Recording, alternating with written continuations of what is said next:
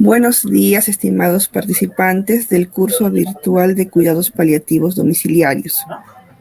Les saluda la doctora Jan Nadia Ramos Alarcón.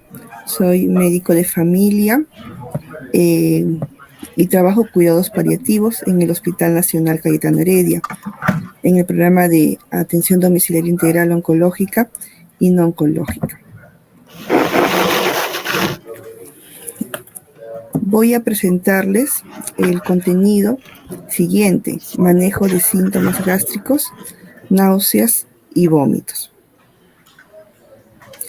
Esta es la agenda que les he preparado desde introducción, valoración, manejo y conclusiones de este conjunto de síntomas, signos en relación que nuestros pacientes que atendemos día a día, a la par que otros síntomas como dolor, disnea, constipación, vamos a verlo muy frecuente, sobre todo en pacientes con una enfermedad tan avanzada y en pacientes con cáncer. En la literatura van a poder encontrar diferentes prevalencias que van variando entre 20 a 70%. Y para recordar algunas definiciones con respecto a náuseas, con respecto a vómitos,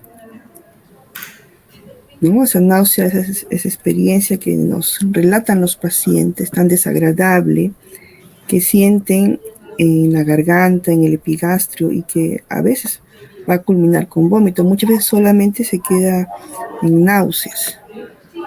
Y también los vómitos, ¿no? En que nuestros pacientes, por ejemplo, los que reciben tratamientos como quimioterapia o radioterapia u otros tratamientos no oncológicos, pueden experimentar, y no solamente por los tratamientos, sino también por la misma enfermedad en sí, que vamos a verlo más adelante. Y arcadas, ¿no? Como los movimientos gástricos, esofágicos, que se van a producir al vomitar, ¿no? Sin necesidad de la expulsión misma, como arcadas secas que nos pueden manifestar los pacientes. La Sociedad Española de Cuidados Paliativos tiene una publicación muy interesante que les dejo en la parte inferior de esta lámina sobre protocolos de tratamiento en cuidados paliativos, que les invito a que lo puedan revisar, donde también nos presenta las definiciones de náuseas, de vómitos.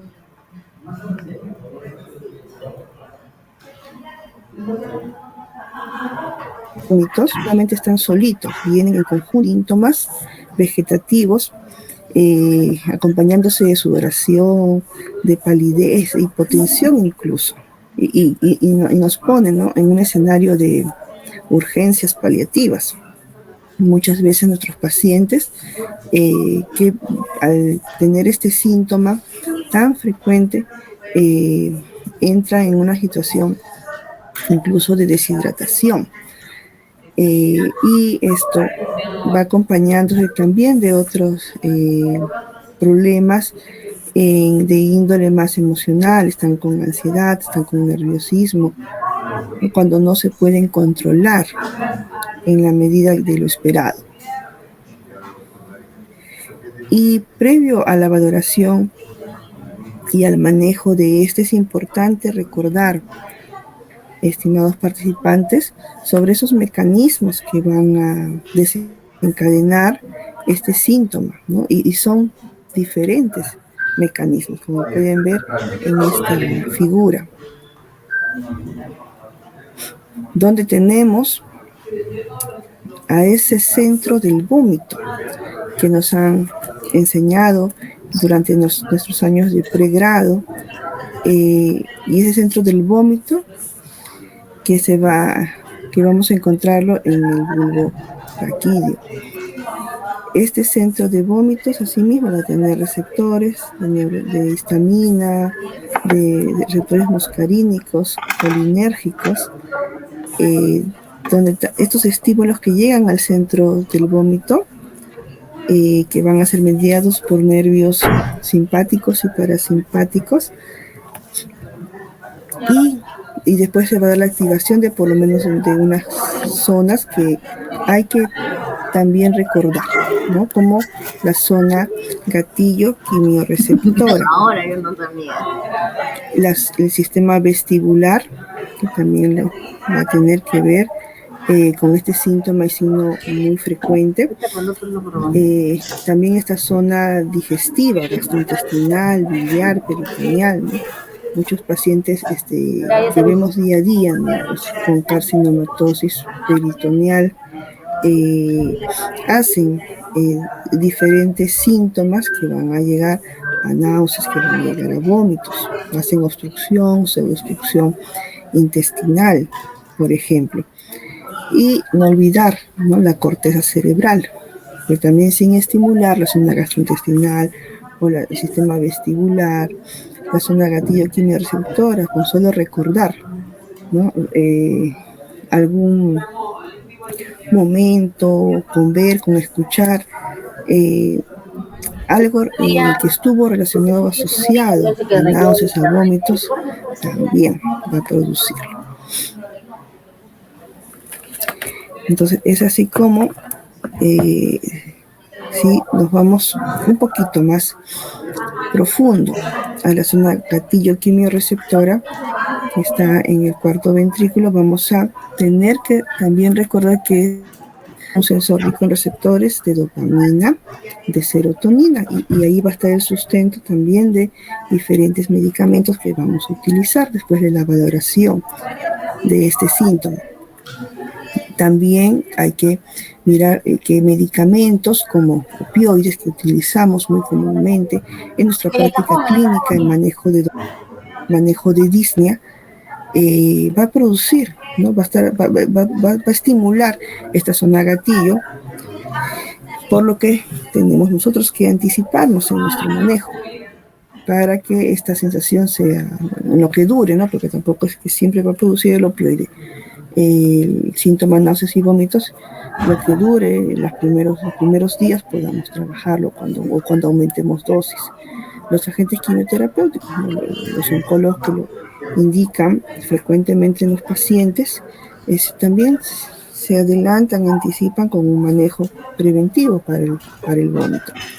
Toxinas, ¿no?, uremia, diferentes condiciones, porque nuestros pacientes no solamente están con cáncer, ¿no?, también están con otros problemas crónicos,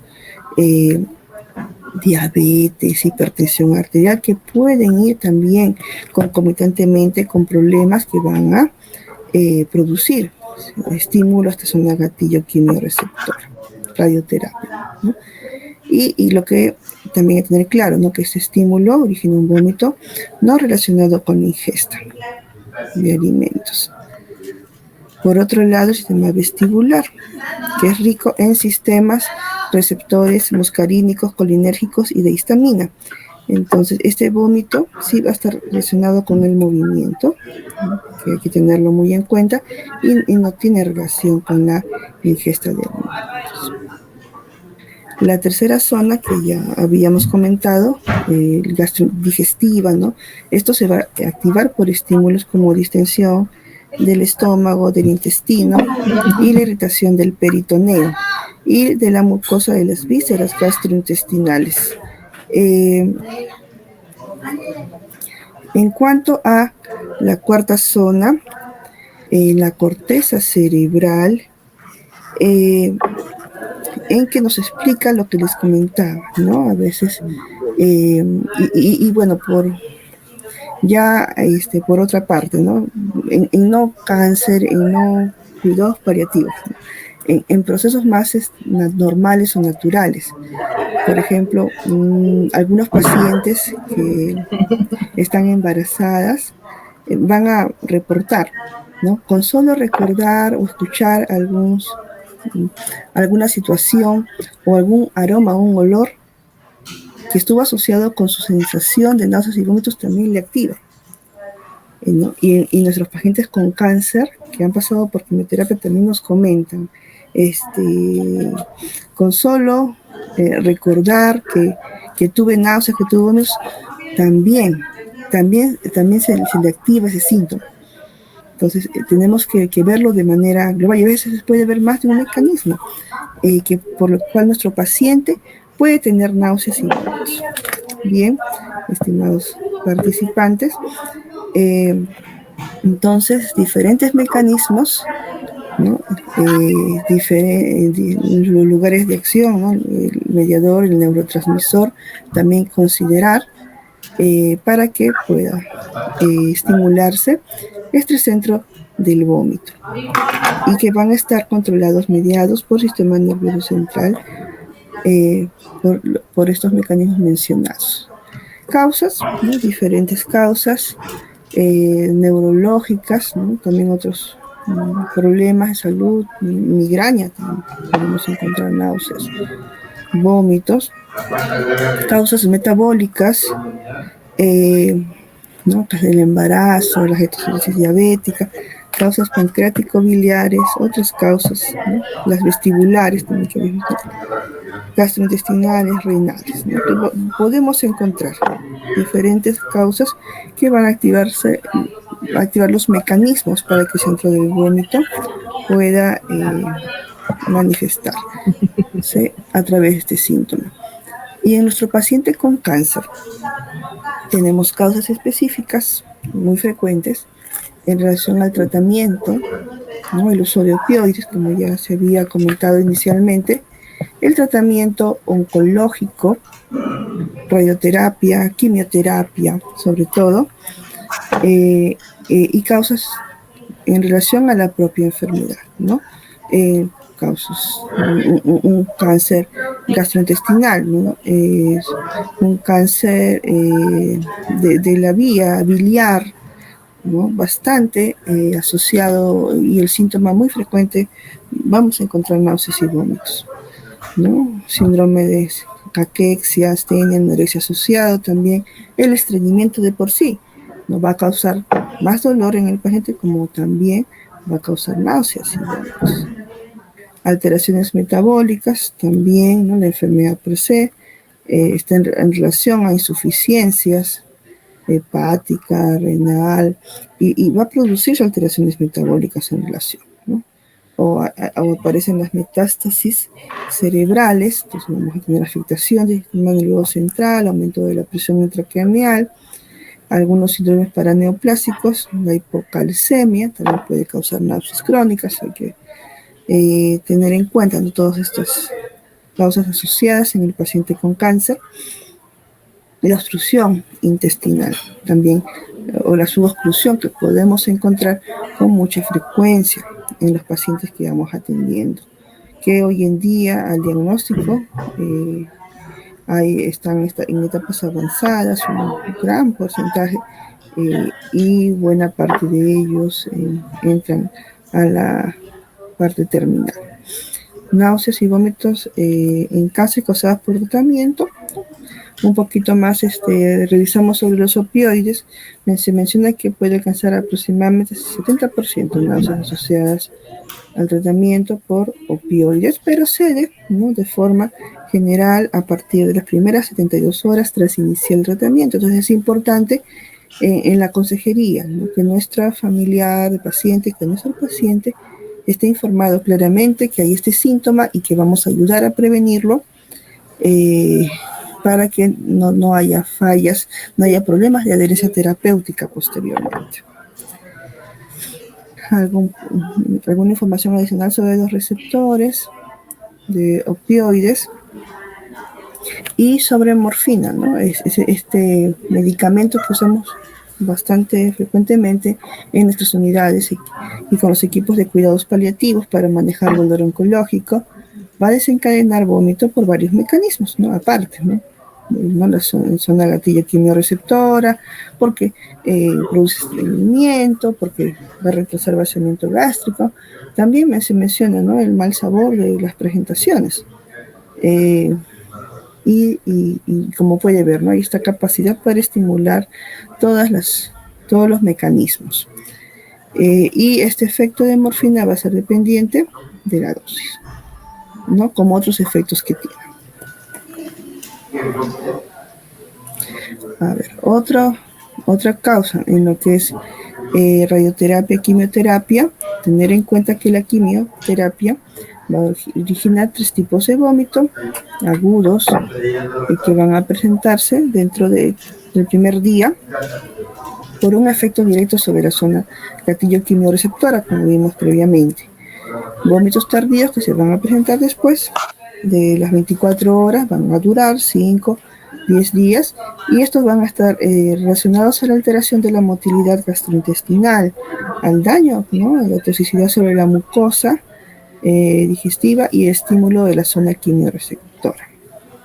Así como también tenemos vómitos anticipados, ¿no?, que se relacionan con los estímulos de la corteza cerebral, aquellos vómitos que va a presentar el paciente que ya conoce como es un tratamiento de quimioterapia. Hay quimioterápicos que producen más, ¿no?, vómitos que otros, ¿no? Que tenemos ciclofosfamida, por ejemplo, uno que se utiliza muy comúnmente.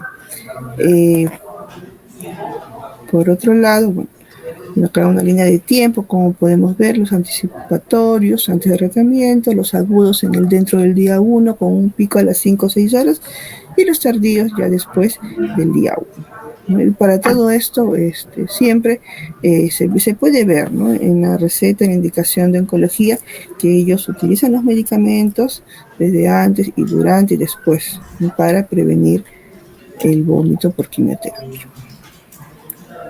Y eso también el paciente tiene que conocer, ¿no? Tiene que conocer al respecto. Con respecto a radioterapia, también, claro que va a depender del área tratada, el riesgo de producir vómitos. No sé si vómitos hay mayor riesgo, ¿no?, con una zona corporal total, una radiación corporal total, moderado cuando es en una radioterapia en abdomen superior, ¿no?, por ejemplo. Que puede originar vómitos agudos, vómitos tardíos, ¿no? Se van a asociar también en relación a la dosis administrada, el área, el tipo de partículas que van a utilizar. Bien, ¿qué se menciona sobre la radioterapia? Que libera grandes cantidades de serotonina, está implicada, bueno, de destrucción tisular, y se liberan sustancias, toxinas que van a estimular zona gatillo quimioreceptor. Y aquí media de manera importante la dopamina. Entonces también allí recordar para cuando usemos los medicamentos luego de la valoración.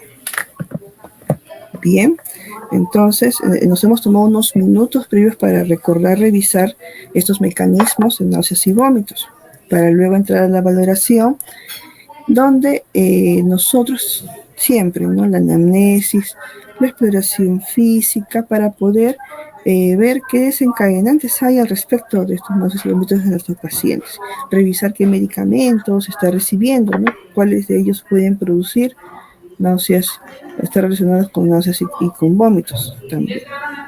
Y cada caso es individual, ¿no?, siempre verlo, ¿no?, ver a la persona, ¿no?, en su contexto, adicionalmente. En cuanto a anamnesis, también es importante determinar, ¿no?, la intensidad de las náuseas, ¿no?, y los vómitos. Hay escalas que se utilizan.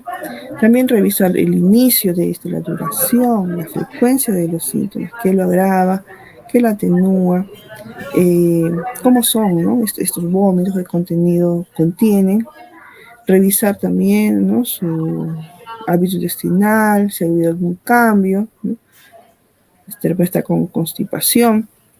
La historia del paciente y los medicamentos. Acá siempre recalcar que usa opioides, corticoides, antiinflamatorios, ¿no?, antimicrobianos, ¿no? Acá mucho nos ayuda el cuadro, la escala de síntomas de Edmonton, ¿no? Por ejemplo, tenemos uno de esos síntomas que valora de náuseas, ¿no?, desde 0 hasta 10. Sin náuseas, hasta 10 las peores náuseas que se puede imaginar. En el examen clínico, también revisar, ¿no?, también el estado de hidratación, estado nutricional, descartar obstrucción intestinal, o si hay un compromiso del sistema nervioso central. Vemos el informe, ¿no?, o la el cuadro previamente, ¿no? El antecedente, de repente está haciendo metástasis, ¿no? Y todo eso hay que también considerar, ¿no? Como las posibles causas. Nuestros pacientes generalmente pues ya son bastante monitoreados en lo que es laboratorio, sobre todo si son pacientes con cáncer que reciben quimioterapia.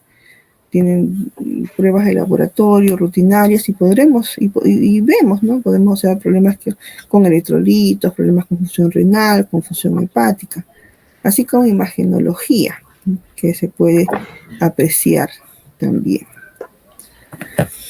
En cuanto a manejo, ¿no? Manejo en lo que sí, pues tenemos que ver esta necesidad de tratamiento del síntoma tan desagradable, ¿no? Y verlo en función de las repercusiones que tiene para el paciente. Tenemos que corregir algún factor que esté involucrado, no que sea factible, ¿no? La constipación, por ejemplo, ¿no? El uso de opioides para ver si lo rotamos, suspendemos, cambiamos, ¿no? La vía de administración del fármaco. Asimismo, para mirar los trastornos electrolíticos, para su corrección, ¿no? O de repente hay un tema de hipertensión intracraniana, ¿no? Para poder trabajar con corticoides.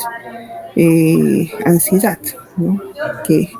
que tenemos en muchos de nuestros pacientes, para manejarlo concomitantemente, ¿no? Con el equipo. Dentro del equipo tenemos un profesional, ¿no? En psicología, y podemos trabajar en conjunto con terapias de relajación, ¿no? Con el equipo interdisciplinar, de cómo vamos a hacer trabajar la información al paciente, al familiar del paciente. Explicar, ¿no? También hay que tomarnos un tiempo para poder explicar el origen del síntoma y determinar con el paciente el tratamiento a realizar. Si el paciente conoce cuál es el origen, va a ser también más sencillo a que si no lo conoce. Entonces, esto va a disminuir este factor último que estamos comentando, la ansiedad, ¿no? Tanto del paciente como de la familia. En cuanto a medidas no farmacológicas que también tenemos que mencionar y trabajar en la medida de lo posible, ¿no? Porque hay intervenciones, ¿no? Que van a ayudar, quizás no solo, o sea, consideremos que tenemos como mecanismo de acción, ¿no? La corteza cerebral. Entonces tenemos que trabajar medidas no farmacológicas con respecto al mecanismo también. Ahora, existen múltiples factores, ¿no? Ambientales, psicológicos, que van a favorecer que aparezca el síntoma. Entonces está asociándose con algún sonido, con alguna imagen, con un aroma, ¿no? Entonces de repente eso reducirlo, ¿no? Identificar y poder reducirlo. Puede ayudar, ¿no? En cuanto a lo de evitar alimentos grasos, picantes, muy salados, no hay estudios publicados, ¿no? Acerca de beneficios y modificación de dieta. También recordemos que hay mecanismos de vómito que no van a estar asociados con la ingesta, ¿no? No sé, sin embargo, es importante porque pudiera el mecanismo de corteza cerebral al recorrer el aroma relacionado que tuvo con el vómito, activar el otro mecanismo, ¿ya? Pero en este caso de la dieta no hay estudios publicados acerca de beneficios, lo que se menciona. Medidas físicas también hay que mantener en buen estado la cavidad bucal, oral. En cuanto a alimentos, se sugiere dar volúmenes pequeños y frecuentes, ¿no? También mirar la consistencia, la presentación, la temperatura de alimentos más apropiados al gusto, a la preferencia del paciente. No permitir restos de alimentos cerca del paciente también ¿no? Podemos encontrar en algunos documentos. También evaluar uso de sonda nasogástrica, ¿no? Para descompresión gástrica en el caso de obstrucción intestinal, evaluar la posición también, ayuda. incentivar pequeñas caminatas en la medida que lo permita la capacidad funcional del paciente, después de una alimentación mayor. Medidas psicológicas y sociales, ¿no? Dentro de lo no farmacológico también vale la pena recalcar de poder trabajarlo en equipo, con el equipo, ¿no? La escucha al paciente, ¿no? Y siempre para ver los factores que influyen en el síntoma, enfocados en ello, tratar la ansiedad del paciente y su familia en relación con el síntoma, reducir incertidumbre sobre qué va a pasar posteriormente, también es importante. Procurar que su atención sea en tareas gratas, ¿no?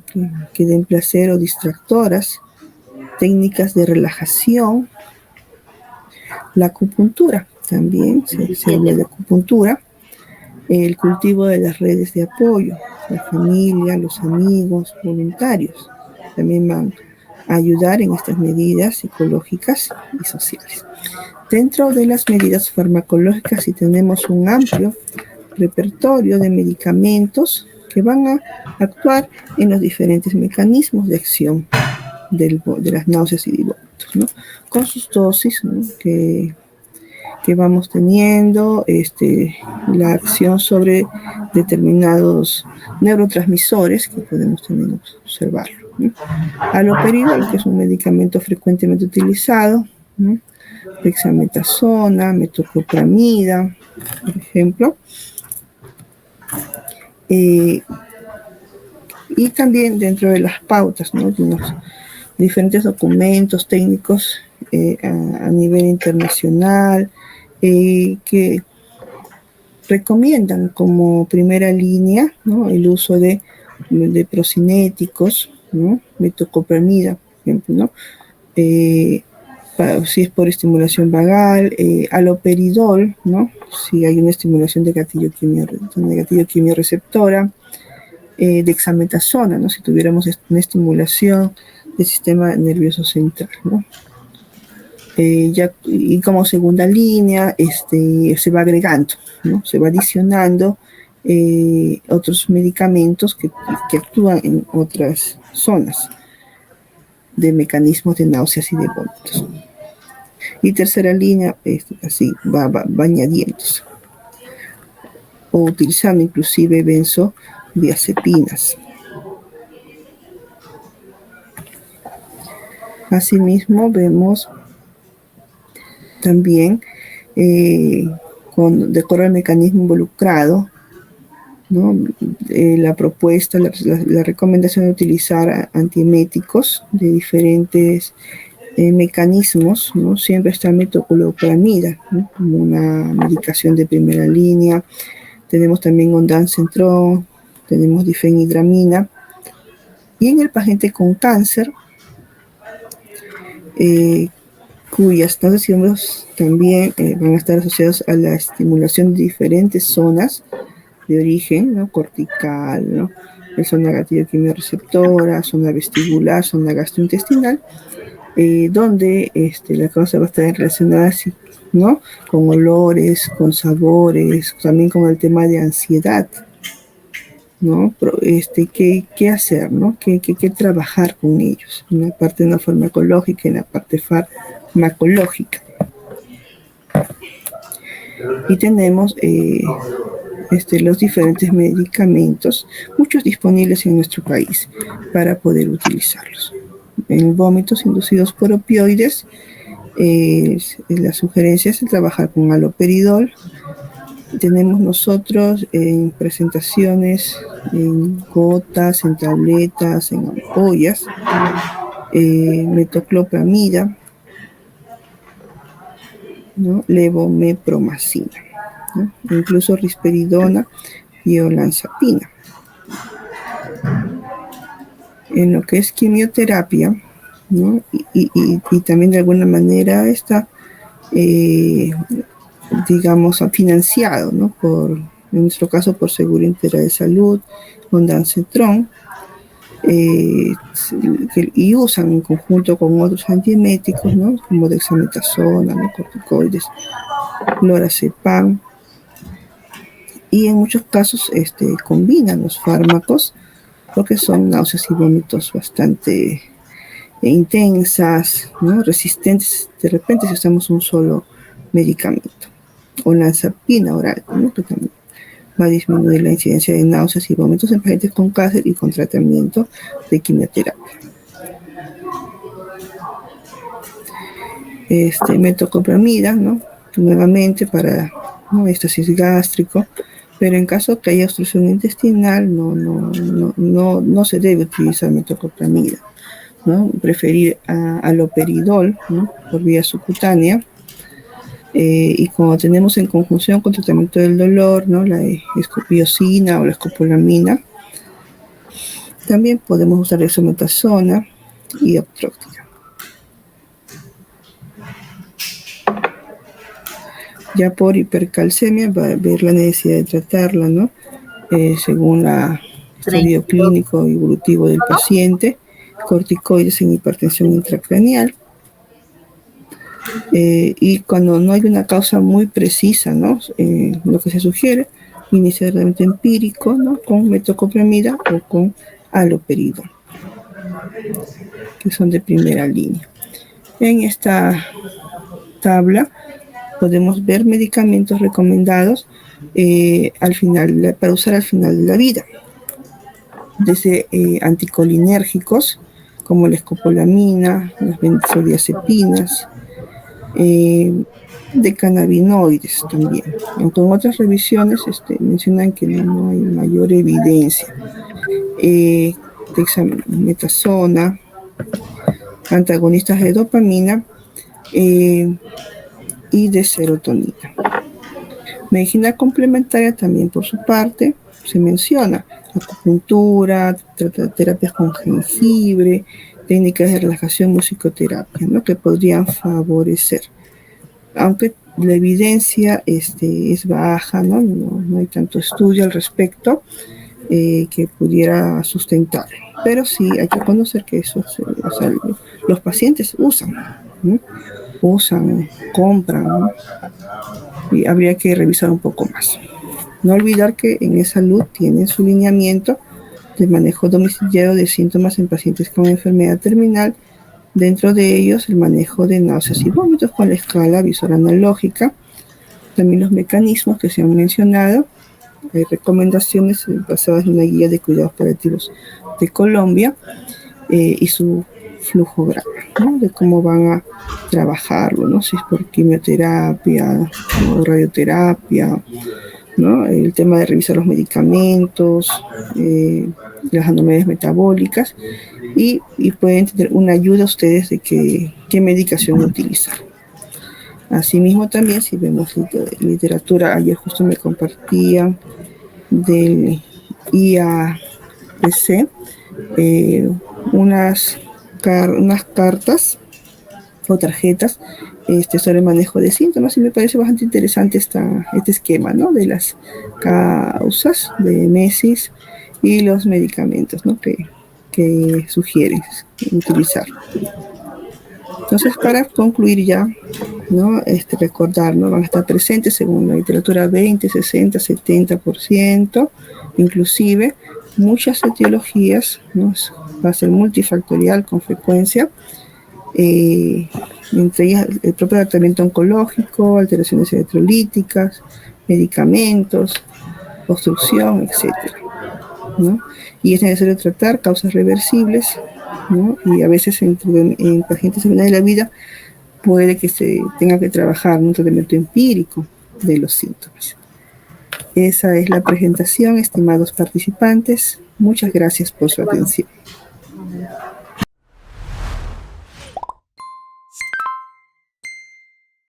Ponle punche y ganamos todos, Perú. Gobierno del Perú.